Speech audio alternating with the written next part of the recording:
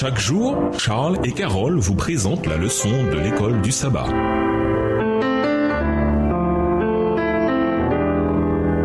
Bienvenue dans votre émission. Dieu nous parle. Nous voilà à la leçon de jeudi, chaleur extrême. Ce trimestre, nous avons jusqu'à présent abordé de nombreux exemples de creusets dont Dieu se sert pour purifier nos vies et les transformer à la ressemblance de Christ. Cependant, certaines personnes peuvent voir ces exemples et en conclure que Dieu est un chef exigeant et sévère. Bien sûr, certains diront peut-être, nous savons que Dieu veut quelque chose de bien pour nous, mais ces exemples ne révèlent pas beaucoup de bienveillance et d'amour. Dieu a plutôt l'air d'une brute. Il entreprend un objectif qui nous cause des moments terriblement difficiles et on ne peut rien y faire. Il est vrai que tant que nous vivrons sous cette terre remplie de péchés, nous n'aurons qu'une compréhension partielle des raisons qui font que les choses arrivent. Au ciel, nous comprendrons beaucoup plus. 1 Corinthiens 4, verset 5, 1 Corinthiens 13, verset 12. Mais pour le moment, nous devons vivre avec une tension. Nous croyons que Dieu est présent et qu'il prend soin de nous, même quand les choses ne semblent pas aller bien du tout. Ésaïe décrit bien cette tension.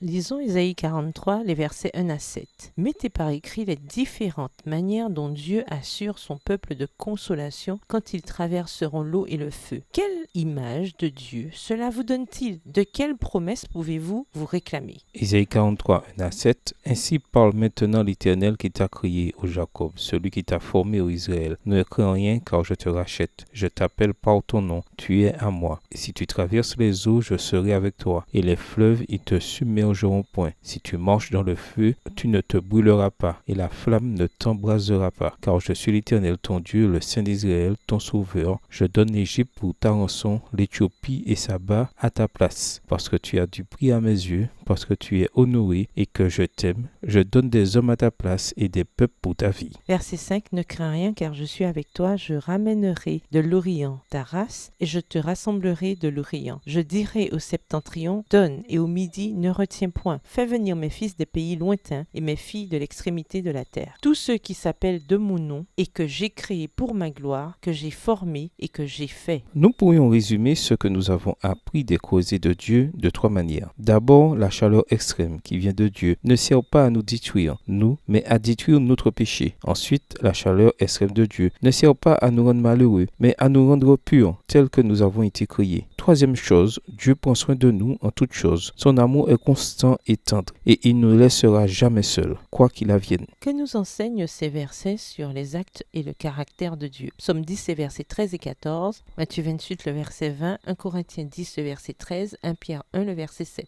Quelle est votre expérience personnelle de la réalité de ces versets? Psaume 10, versets 13 et 14. Pourquoi le méchant méprise-t-il Dieu? Pourquoi dit-il en son cœur, tu ne punis pas? Tu regardes cependant, car tu vois la peine et la souffrance, pour prendre en main leur cause. C'est à toi que s'abandonne le malheureux, c'est toi qui viens en aide à l'orphelin. Matthieu 28, le verset 20, et enseignez-leur à observer tout ce que je vous ai prescrit. Et voici, je suis avec vous tous les jours jusqu'à la fin du monde. 1 Corinthiens 10, verset 13. Aucune tentation ne vous est survenue qui n'ait été humaine, et Dieu qui est fidèle ne permettra pas que vous soyez tentés au-delà de vos forces, mais avec la tentation, il préparera aussi le moyen d'en sortir afin que vous puissiez la supporter. 1 Pierre 1, le verset 7, afin que l'épreuve de votre foi, plus précieuse que l'or périssable, qui cependant est éprouvé par le feu, ait pour résultat la louange, la gloire et l'honneur, lorsque Jésus-Christ apparaîtra. Au revoir. Et à demain si Dieu veut.